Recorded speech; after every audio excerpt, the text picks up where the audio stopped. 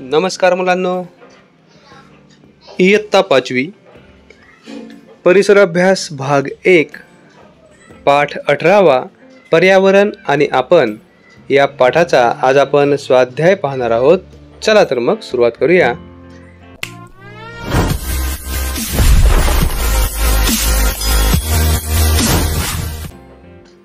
प्रश्न पहिला आहे, काय करावे बरे?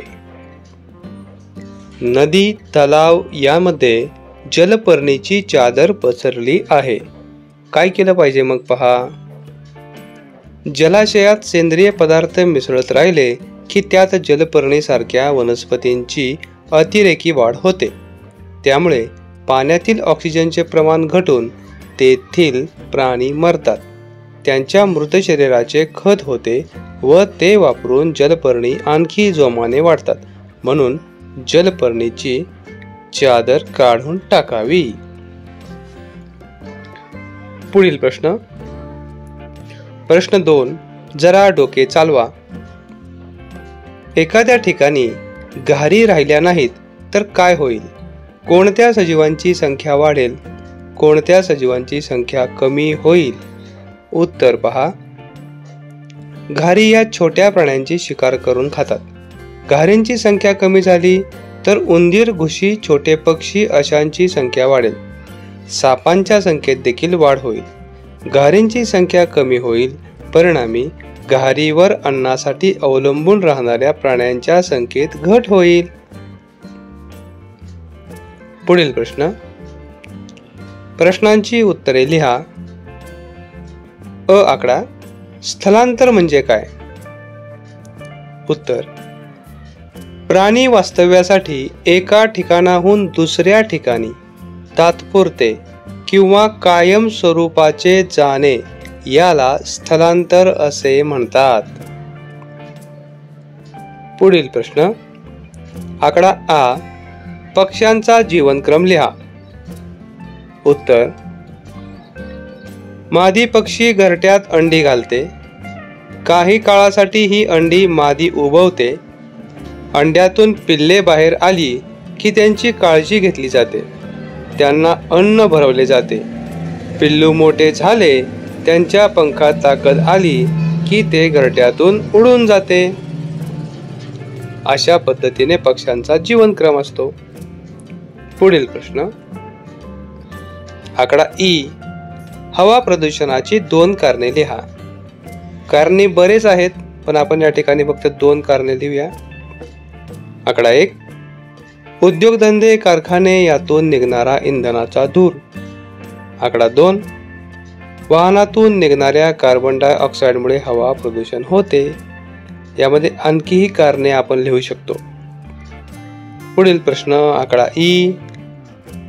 जमिनीवरच्या उपलब्ध वनक्षेत्राचा वापर आपण कशासाठी करतो? उत्तर.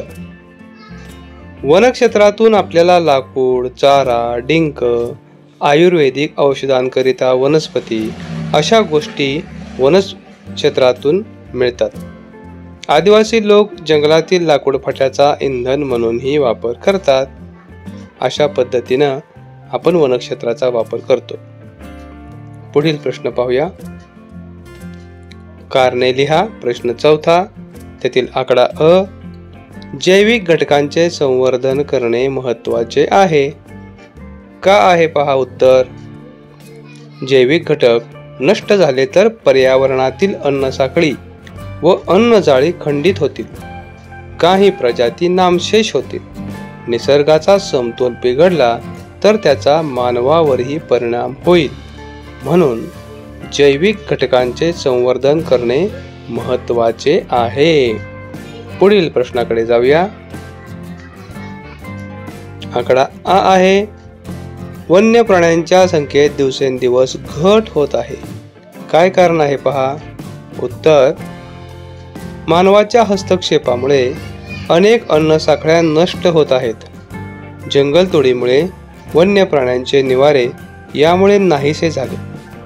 वन्य प्राण्यांच्या शिकारी देखील खूप वर्षे होत राहिल्या. या सर्व कारणांनी वन्य प्राण्यांच्या संख्येत दिवसेंदिवस घट होत आहे. पुढील प्रश्नाकडे जाऊया. प्रश्न 5 चूक की बरोबर ते लिहा. त्यातील आकडा अजैविक घटकांमध्ये मृत वनस्पती व प्राण्यांचा समावेश होतो. उत्तर बरोबर. हा आकडा जैवविविधता जपणे आवश्यक आहे. उत्तर बरोबर.